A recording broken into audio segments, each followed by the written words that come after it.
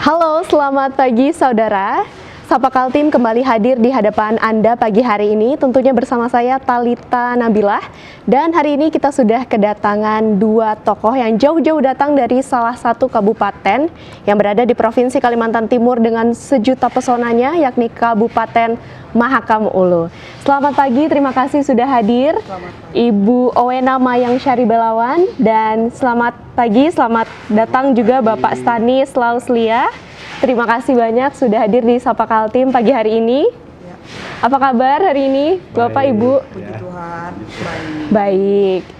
Oke, dari Mahakam Ulu ke sini itu kira-kira berapa jam nih supaya pemirsa juga tahu seberapa jauh dari Mahakam Ulu ke studio kita yang berada di Samarinda ini?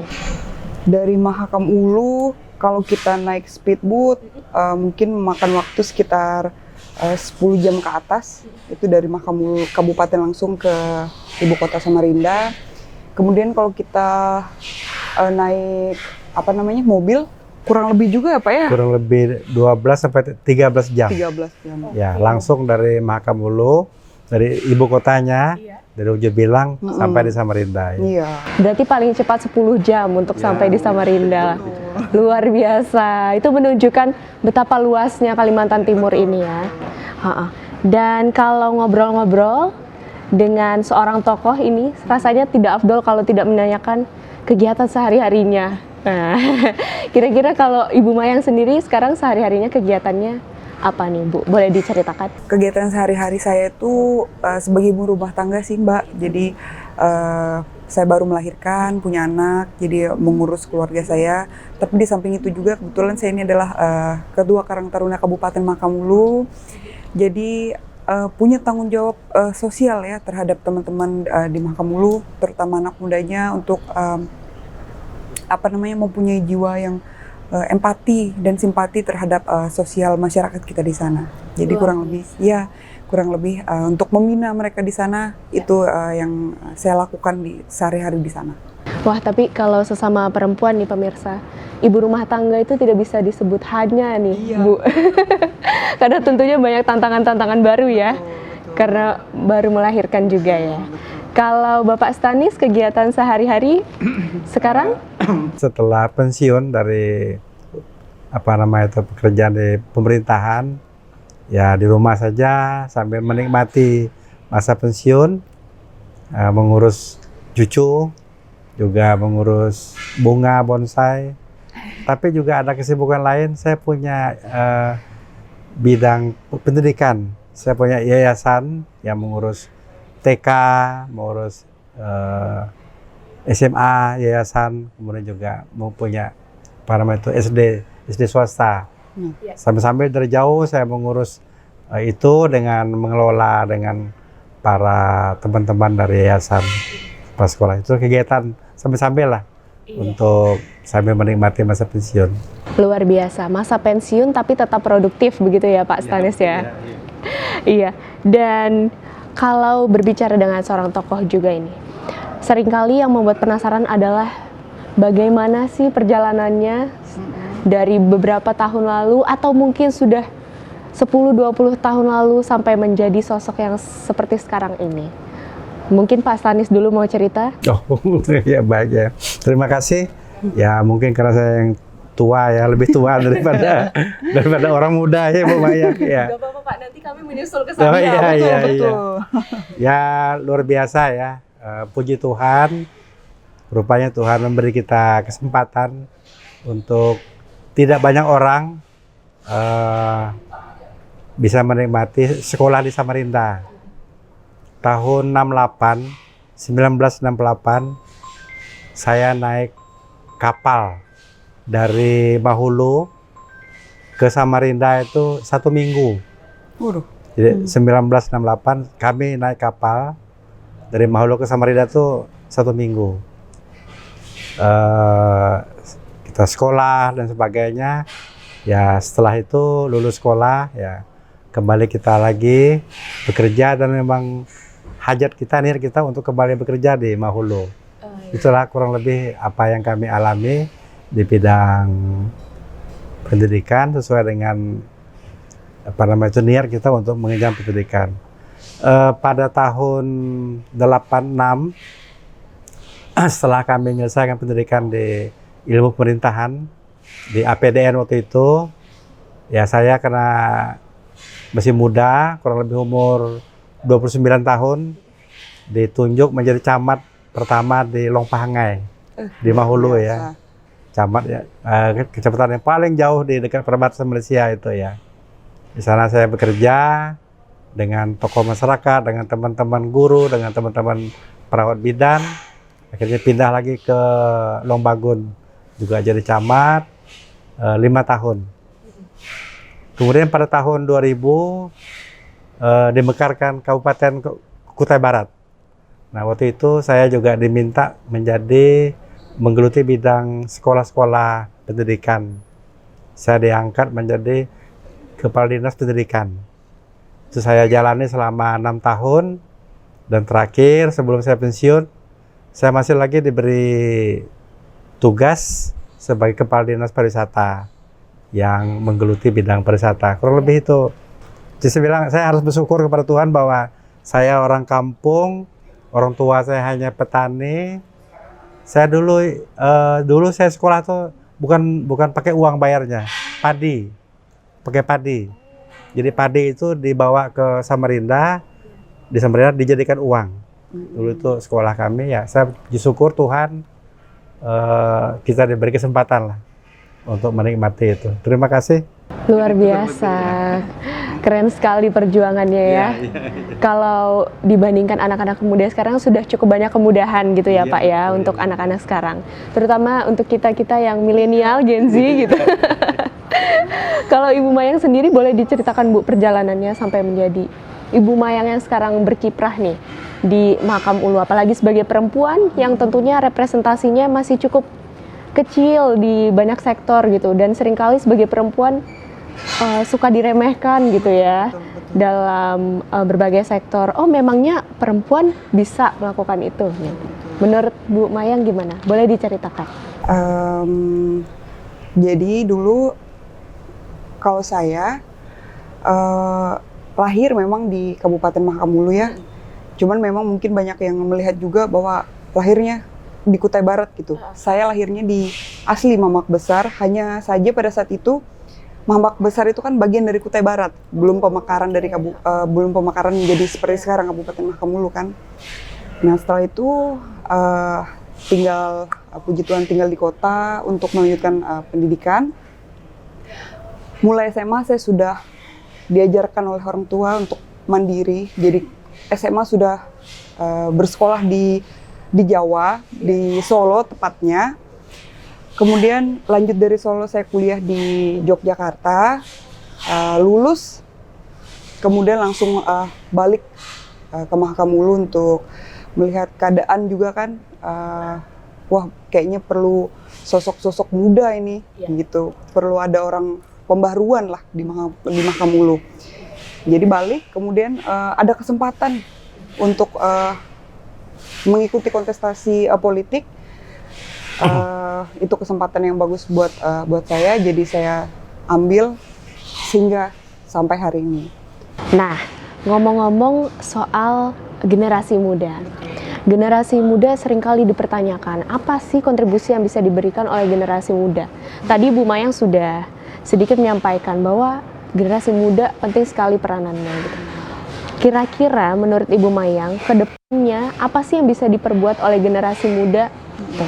Selain khususnya dari kita sendiri maupun juga generasi-generasi muda yang ada di Mahakam Ulu yang menonton ini nanti? Menurut saya sendiri ya, generasi muda tuh sangat penting karena dari awal kita merdeka saja,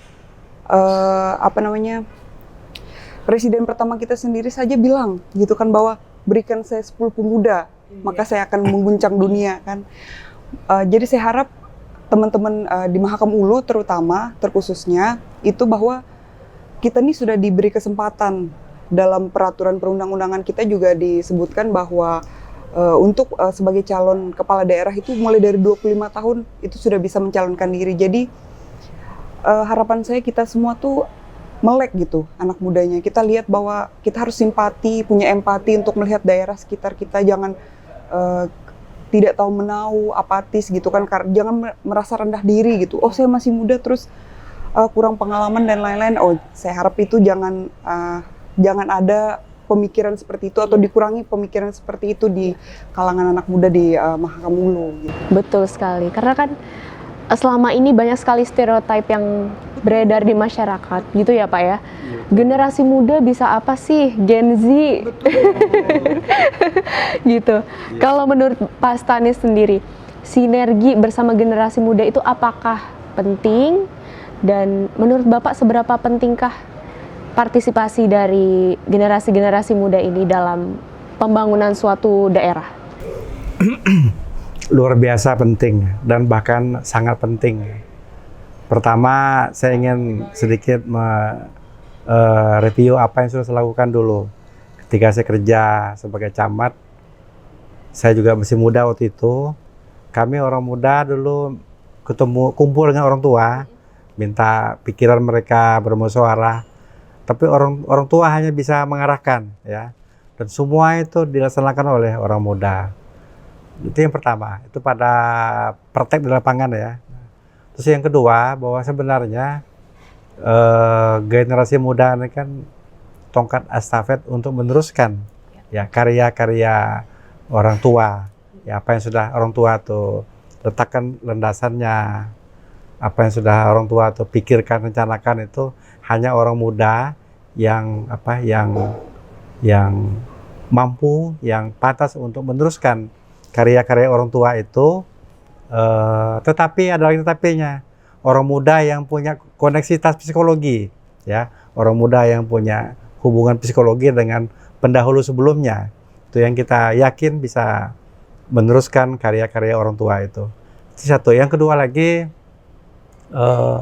orang muda ini kan sudah kita jelas tipe semangat, sehat, kuat, pikiran berkembang, mudah menyerap ilmu pengetahuan, penuh ide-ide baru gitu. Oleh karena itu dia akan mempunyai pikiran baru, inovasi, kreativitas. Apalagi mereka dengan pendidikan yang mereka alami, mereka bisa mengenal perkembangan dunia, perkembangan global, juga perkembangan regional. Nah, justru itu aset mereka untuk menjadi fondasi mereka untuk bergerak ke depan. Apalagi seperti di Mahakam Ulu, kami orang tua sangat berharap dan yakin bahwa Ibu Mayang, calon bupati kami, manis ini, pasangan manis ini, beliau pasti akan mampu untuk meneruskan kinerja Mahulu ini ke depan, meneruskan apa yang sudah ada, dan bahkan lagi akan mendapatkan inovasi untuk ke depan. Itu yang saya yakin itu ya.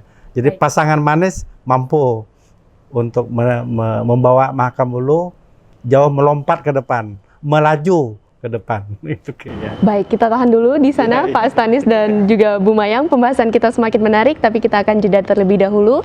Tetap di Sapa Kaltim.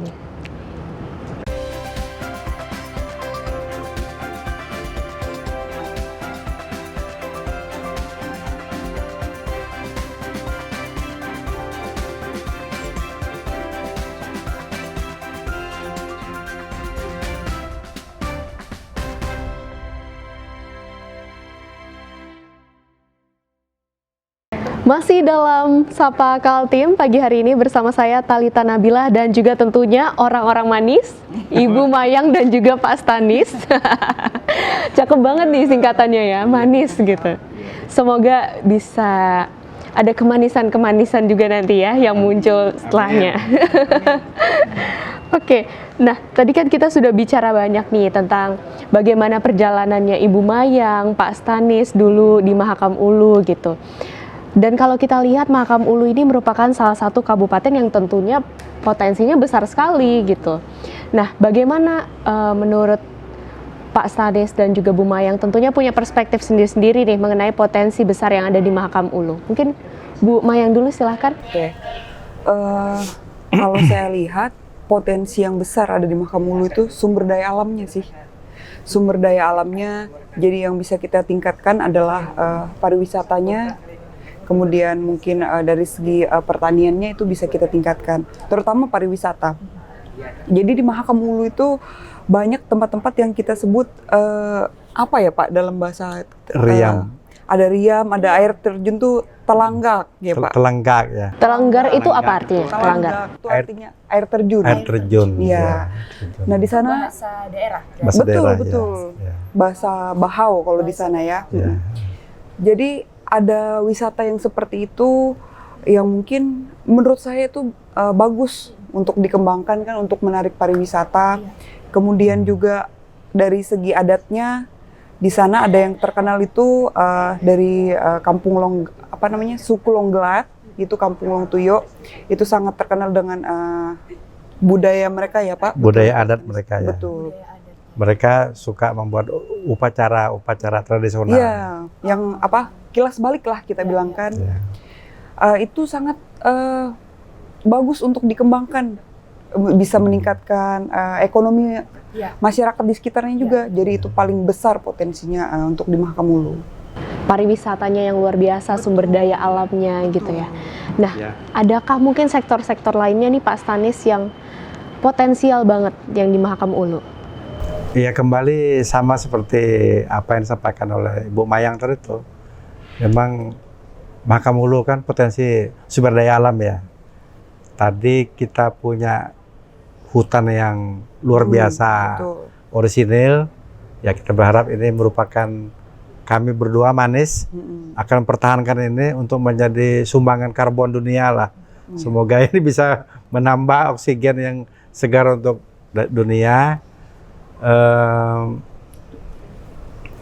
Di samping itu, tapi yang lebih istimewa sebenarnya yang barangkali masih dirahasiakan itu cukup banyak tambang-tambang ada di bawah bumi ya. Betul. Tambang-tambang yang ada di bawah bumi Mahakam Ulu. Ya maaf, kebetulan saya orang tua yang tahu dengan sejarah Mahakam Ulu.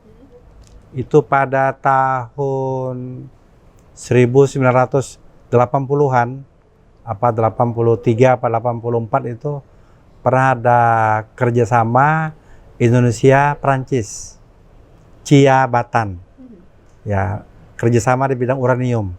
Ya Batan kan Badan Tenaga Atom Nasional, bahwa di Longpahanga itu ada uranium ya. Ya ini barangkali ini saya hanya menyampaikan sejarah yang saya ketahui ya. Nah, kemudian juga pada tahun yang sama kurang lebih 1980-an di Data Bilang itu juga ada perusahaan ELF juga mau ngebor minyak, ya ngebor minyak bumi ya, minyak alam ya. Tapi yang lebih hebat itu di bawah kampungnya Ibu Mayang ini itu ada minyak yang zaman awal kemerdekaan itu ada titik-titik minyak yang kami beri istilah kami itu minyak betong itu. Di kampung beliau ini, Bu, yang ada sungai betong itu, itu minyak di bawahnya. Kampung Ibu berarti di Mamahak Besar. Membesar di Mahulu ya. Ya, di Mahulu ya. Lalu mata pencaharian kami yang pemuda-pemuda Mahulu itu adalah mencari emas. Ya mencari emas ya. Kami hanya mendulang emasnya besar seperti jagung dan padi. Artinya ada gunung-gunung emas di Sungai Boh. Ya. Dan memang itu ada emas besar. Ya kita berharap mudah-mudahan sumber daya alam ini kami pasangan manis bisa ya memanfaatkannya untuk kesejahteraan dan masa depan Mahakam Ulu. Itu kurang lebih tambahan. Dapat mengelola sumber daya alamnya dengan baik begitu ya Pak ya. Nah, kalau berbicara tentang seberapa besar potensinya Mahakam Ulu tentunya juga bergantung pada sumber daya manusianya nih, masyarakatnya, warga di Mahakam Ulu sana. Dan tentunya itu juga bergantung lagi pada pendidikan. Betul. Nah, bagaimana pendidikannya ini Pak Stanis? Kan Pak Stanis ini kalau saya baca-baca, saya dengar-dengar dari informasi juga, Pak Stanis pernah menjadi kepala dinas pendidikan gitu. Nah, kira-kira pasti Bapak mempunyai perspektif nih mengenai bagaimana pengembangan sumber daya manusia di Mahakam Ulu. Ya luar biasa ya tentang keseriusan Mahakam Ulu, Pak Bupati kami dalam memperhatikan bidang pendidikan, Mungkin Ibu Mayang nanti lebih tahu lagi karena beliau adalah bagian daripada program Pak Bupati Mahakam Ulu ya di bidang pendidikan. Tapi Pak Bupati itu memberi beasiswa sebesar-besarnya, miliaran, puluhan miliar tuh, untuk mengirim pemuda-pemuda dan anak-anak remaja Mahakam Ulu untuk mengenyam pendidikan dengan harapan para pemuda, para remaja ini bisa kembali. Ya tadi itu pertama untuk mengelola sumber daya alam itu, yang lebih istimewa lagi untuk membawa tenaga untuk mengembangkan kampung halaman di sana, baik di bidang pendidikan, kesehatan dan sebagainya, sehingga pelan-pelan Mahakam Ulu ini bisa menyongsong kesejahteraan di masa yang akan datang. Tapi Ibu Mayang lebih, karena beliau yang bagian saksinya nih. Bu Mayang harus cerita juga berarti. Yang beliau alami. Iya, di bidang pendidikan atau juga mungkin Ibu Mayang, kan kita sangat erat sekali kaitannya dengan dunia digital, begitu ya, tentang digitalisasi gitu. Terkait dengan itu gimana perspektifnya Ibu tentang pendidikan, tentang hal-hal yang berbau digital gitu misalnya? Jadi memang seperti yang sudah dikatakan Pak Stanis, memang benar di pemerintahan Bupati yang sekarang dan yang sebelumnya, karena beliau 2 periode ya, itu memang pendidikan sangat menjadi fokus utama juga ya untuk di Kabupaten Mahakam Ulu, karena betul tanpa adanya SDM yang bagus, gimana kita bisa kelola SDA-nya begitu ya. Jadi sudah cukup lumayan banyak masyarakat, terutama anak muda maksud saya, itu yang disekolahkan lah, diberi pendidikan yang bagus, kemudian dengan harapan bisa kembali untuk membangun daerahnya. Nah kemudian terkait dengan digital itu, saya berharap sekarang kan dulu sebelum pemekaran kita sangat susah ya di Kabupaten Mahakam Ulu itu dengan sinyal sangat terbatas. Nah sekarang sudah dibangun, internet sudah ada semua, hanya saja memang masih ada beberapa titik yang mungkin masih blank spot. Itu dengan harapan datangnya kami berdua ini dengan slogan manis tadi, itu bisa meningkatkan lagi apa yang sudah dibangun oleh tokoh terdahulu kita gitu, pemimpin terdahulu. Jadi internet yang sudah ada itu kita tingkatkan lagi, itu kita adakan, harus bisa ada di semua kampung, jadi tidak ada lagi daerah blank spot, sehingga anak mudanya juga, bahkan yang mungkin sudah lebih tua dari kita kan, orang-orang tua itu bisa juga nantinya dapat pelatihan mengenai dunia digital gitu.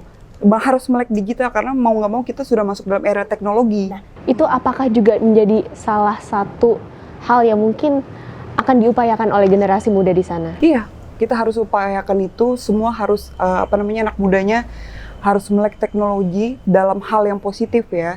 Jadi kita arahkan ke sana, kemudian orang-orang tua yang tadinya belum paham apa sih itu, jadi itu kita arahkan ke hal-hal untuk yang positif. Misalnya kalau untuk nantinya, misal dalam pariwisata sudah berkembang, kita bisa mempromosikan tuh, anak muda kita sudah paham, oh kita bisa bikin web, kita bisa bikin apapun itu melalui digital, teknologi untuk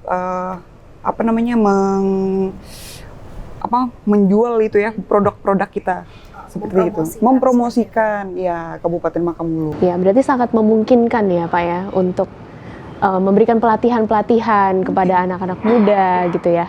Pembahasan kita tentunya semakin menarik, tetapi kita akan jeda terlebih dahulu. Tetap bersama kami di Sapa Kaltim.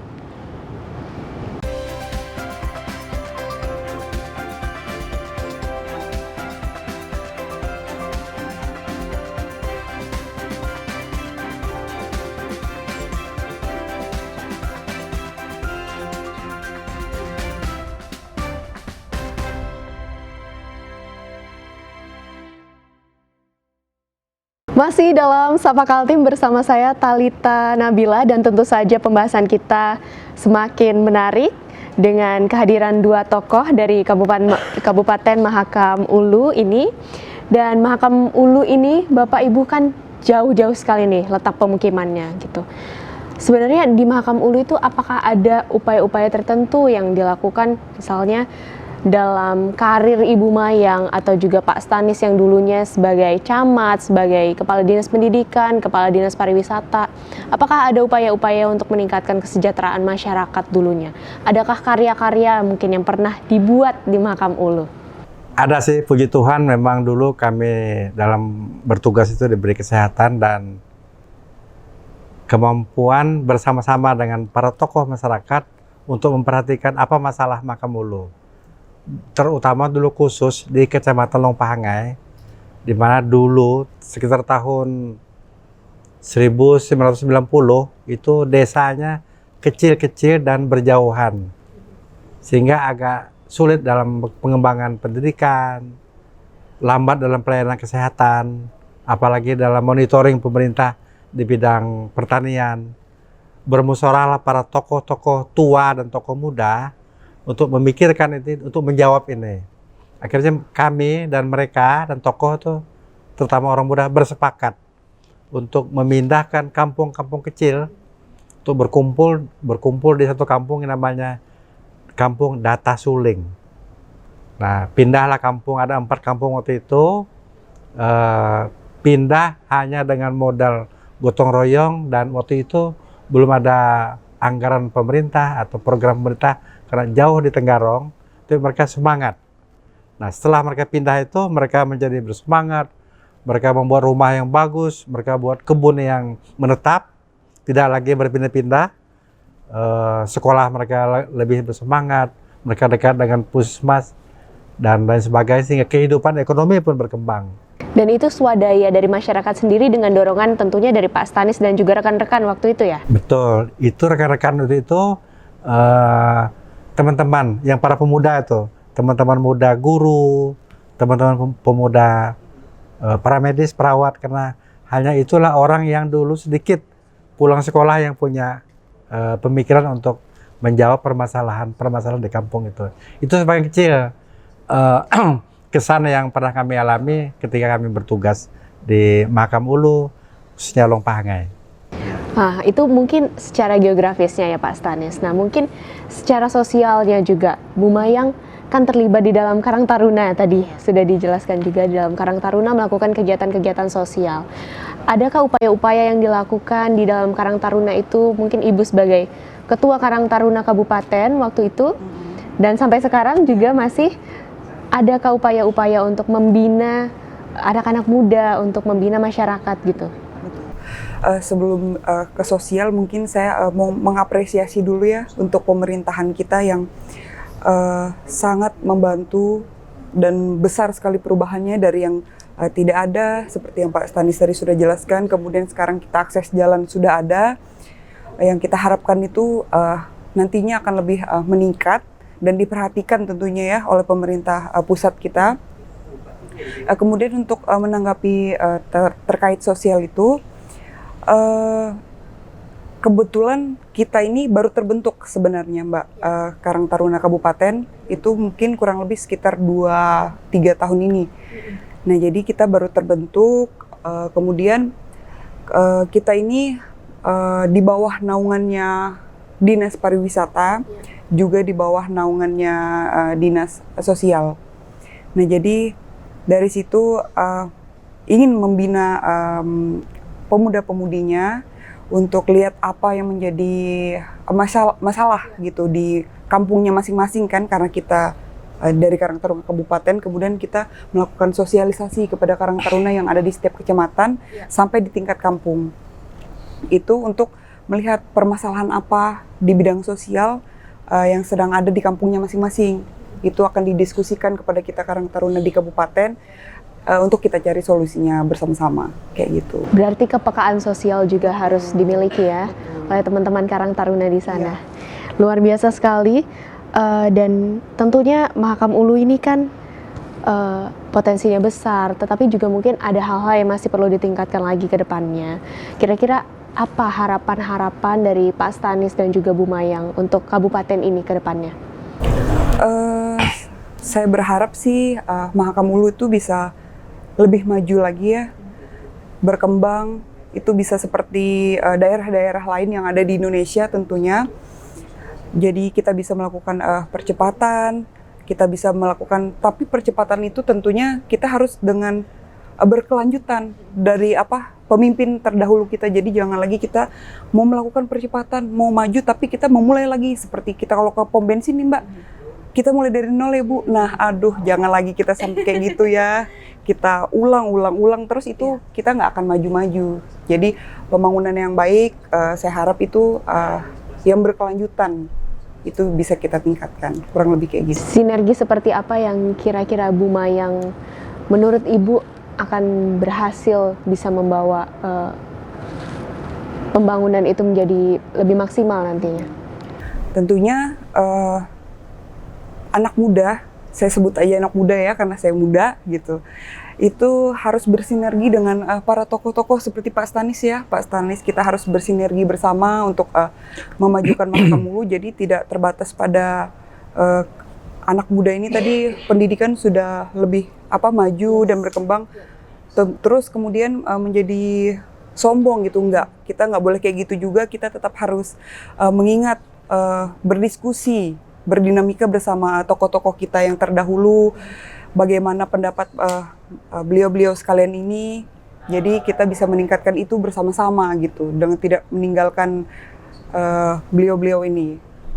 Berarti memang butuh sekali teamwork yang luar biasa ya Pak ya, untuk mencapai pembangunan yang lebih baik lagi untuk Mahakam Ulu. Dan ada harapan-harapan tentunya dari Pak Stanis untuk kabupaten tercinta. Harapan kami selaku ya orang tua, tanda khususnya, kami mengharapkan seluruh pemuda, karena memang hanya orang muda yang bisa memikul Mahulu. Mahulu itu berat, jadi orang tua barangkali berat, tapi hanya orang muda yang mampu menggerakkan Mahulu ke depan.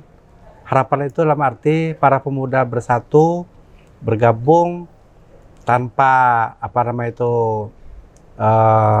merasa ada yang plus ada yang minor. Pertama itu menyelesaikan semua pekerjaan, semua pembangunan yang sudah dilakukan oleh Bapak Bupati 2 periode yang terdahulu. Kita para pemuda ini bergabung, selesaikan dulu.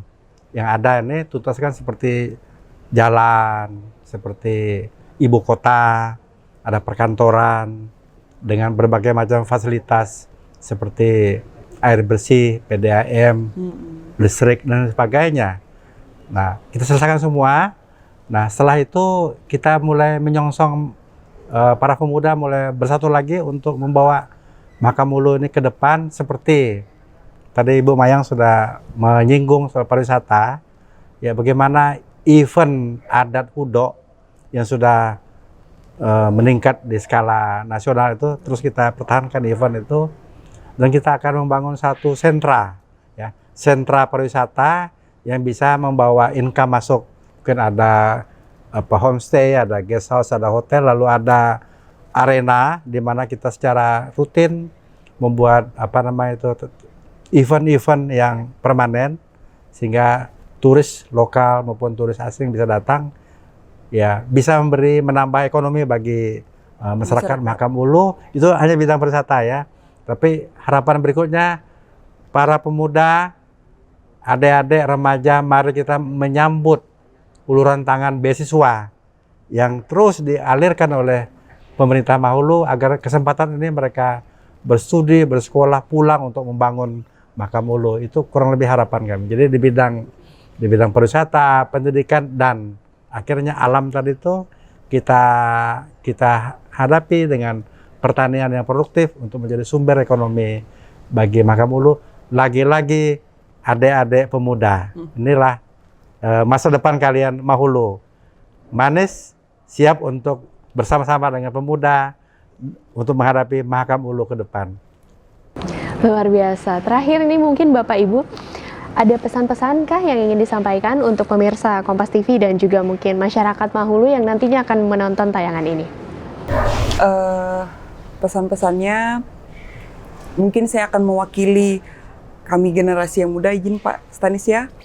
Jadi saya menghimbau dan mengajak kita anak-anak muda ini untuk melek politik, ikut berpartisipasi dalam pembangunan di Mahakam Hulu. Jadi jangan kita hanya diam di tempat, kita hanya mengandalkan pemerintah, tapi kita juga harus berperan aktif untuk pembangunan Mahulu itu sendiri. Kemudian kita itu harus kritis terhadap apa yang terjadi di Kabupaten Mahakam Hulu. Sebagai anak muda kita harus melihat hal-hal apa yang sedang terjadi, itu harus kita kritisi sebagai anak muda. Dan juga yang dalam waktu dekat ini adalah akan adanya kontestasi pemilu kada ya. Jadi harapannya kalau kita ingin daerah kita maju, tempat kita maju, dari diri kita sendiri itu kita harus aktif ikut berpartisipasi, datang untuk mencoblos dan melihat apa saja visi misi dari paslon-paslon yang ada nantinya pada pemilu kada. Siap. Pak Stanis, pesan-pesan Anda? Ya, terima kasih. Pesan kami ya, kami adalah Mahakam Hulu bagian daripada NKRI. Kami juga sangat berharap bahwa Mahakam Hulu sebagai daerah perbatasan, pintu gerbang ke Malaysia dengan Brunei, kami berharap bahwa kerjasama pengembangan Mahulu ke depan di bidang pembangunan, terutama infrastruktur, diperhatikan dan dibantu oleh pemerintah pusat juga dan pemerintah provinsi. Itu yang kami harapkan, karena Mahakam Hulu berat dari aspek geografi, dari aspek cuaca dan sebagainya. Itu harapan kami. Dan terakhir, budaya Mahakam Hulu adalah budaya gotong royong. Mari kita pikul Mahakam Hulu ini secara bergotong royong. Sekian, terima kasih. Luar biasa. Nah, ini karena udah datang jauh-jauh dari Mahakam Hulu, kayaknya nggak afdol kalau Talita nggak belajar bahasa daerahnya. Nah, sebagai penutup mungkin boleh nggak diajarin ke Talita bahasa daerah untuk bilang terima kasih, itu apa? Hina harin sekalian, harin-harin udik Mahakam Hulu, nyulai kedap sayu, mohon doa kepada mentingnya agar lim tak nih sehat walafiat dan Amin. bisa bekerja dengan baik, bisa membangun wilayah kita agar bisa menjadi sejahtera bagi lim tak bersama seluruh Kabupaten Mahakam Hulu. Nyulai kedap sayu. Wah, keren sekali. Mulai kadap sayu. Nyulai kedap sayu, terima kasih. Nyulai kedap sayu. Terima kasih juga Ibu Mayang dan juga Pak Stanis sudah hadir dalam program Sapa Kaltim. Sampai jumpa lagi di kesempatan-kesempatan berikutnya. Dan pemirsa, demikianlah Sapa Kaltim hari ini. Saya Talita Nabilah, pamit undur diri. Nyulai kedap sayu. Sampai jumpa dalam episode Sapa Kaltim berikutnya.